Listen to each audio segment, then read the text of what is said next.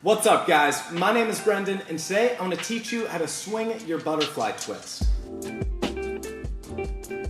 I want you to consider two prerequisites. First, you need to have a strong B twist, able to land on just one leg.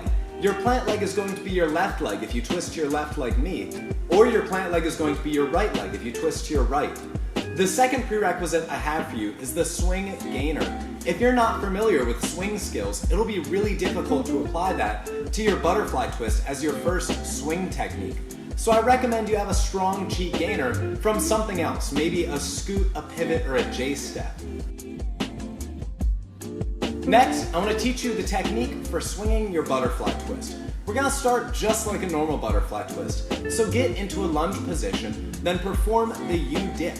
Dipping your chest and then exploding up into your set. When performing your set, focus on the hollow body to arch body transition in your back, exploding your arms out to the side and kicking your back leg up as hard as possible, and timing all of that with a jump off your plant leg. Once you leave the ground, your set is over and we want to move into the twisting position as fast as possible. So look towards your twisting side, bring your arms towards your twisting shoulder, and bring your legs together. Hold the twisting position until you spot your landing. And when you do, open up into your eagle position.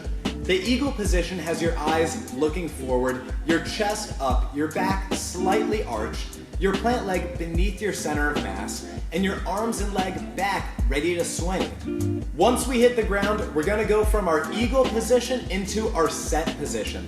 Now the set position that I'm going to be teaching you guys is the gainer, the same as the set for the cork or the double cork.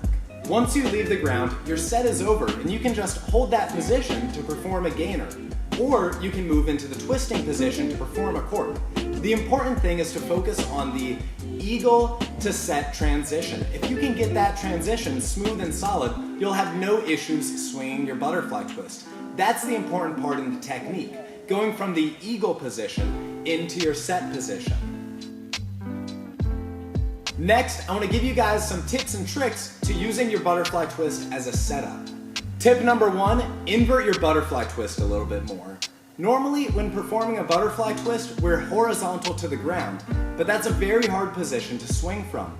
So what I recommend you do is set your butterfly twist a little bit more overhead, so that way the flip transitions a little bit easier into more overhead skills like the gainer or the cork. Tip number two, go low and fast. When performing a double butterfly twist or something like that, you need extra height for extra twisting time. But all you're doing is one. So when you swing your butterfly twist, try and go low and fast. That way it's not as much of a pressure on your plant leg and you can swing more easily and more effectively. Tip number three, if you're ending your butterfly twist with your chest low, you need to fix the beginning. How you get your flip when you perform a butterfly twist is all in your set.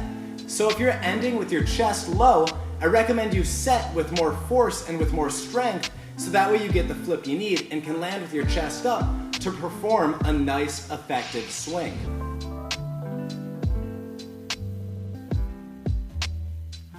Thank you guys so much for watching. That's all I have for butterfly twist as a setup. I want to say a huge thank you to all the patrons who have been supporting the Mastering series and donating to it. It means the world to me that you guys also want to build an infrastructure for tricking where it's easy for athletes to come in, learn, enjoy, have success, and then move on and take what they learned from the sport and apply it to their real lives. It means the world to me that you guys are helping me build that infrastructure. Thank you so much and have a lovely day.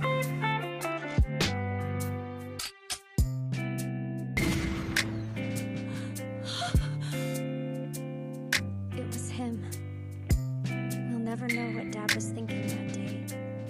Maybe he was heeding the call of the wild.